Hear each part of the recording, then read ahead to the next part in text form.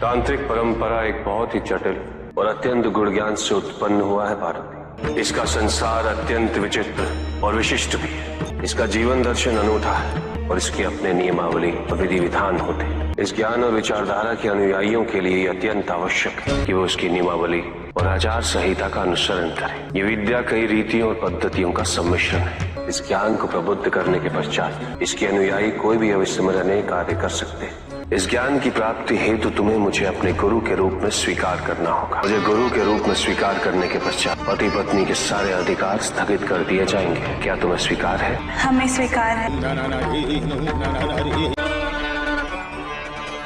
तंत्र विद्या कई भागों में विभाजित। इसमें शीर्ष स्थान भैरव तंत्र का। इस विद्या की प्राप्ति आवश्यक ही नहीं, अभी तो आगे के ज्ञान तक पहुंचने के लिए अनिवार्य भी। तंत्र विद्या का महाबली शस्त्र है भैरव तंत्र। इस विद्या को प्राप्त करने के पश्चात सूर्य को भी निस्तेज किया जा सकता है। भैरव तंत्र को प्राप्त करने का एकमात्र मार्ग है एकाग्रता। यदि किसी कारणवश ये एकाग्रता खंडित हुई तो ये विद्या सौभाग्य के स्थान पर दुर्भाग्य के कुछ प्रभाव को उजागर करने लगेगी। आओ अब तुम मेरे साथ मंत्र उच्चारण करो।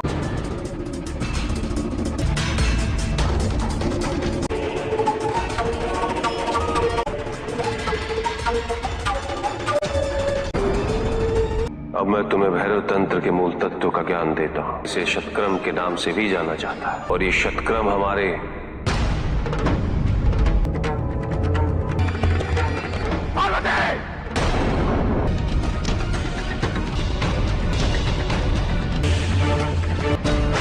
हमें क्षमा कर दीजिए स्वामी। तंत्र विद्या के ज्ञान में क्षमा का कोई स्थान नहीं होता पार्वती। त्रुटि होने के पश्चात दंड को स्वीकारना ही पड़ता है।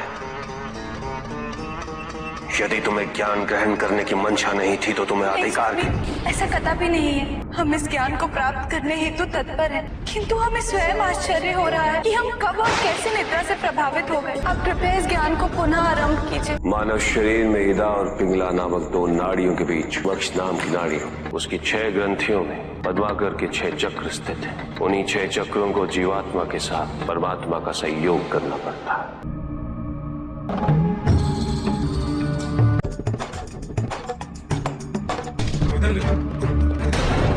और इसके पश्चात पार्वती इतने अथक प्रयास और विस्तार से समझाने के पश्चात भी तुमने अपनी एकाग्रता भंग कर दी। तुम्हारी एकाग्रता अभी इस विद्या के लिए पर्याप्त नहीं है। जाओ अपने बचवालों के साथ जन्म लो, उनसे सीखो कि क्या होती है एकाग्रता।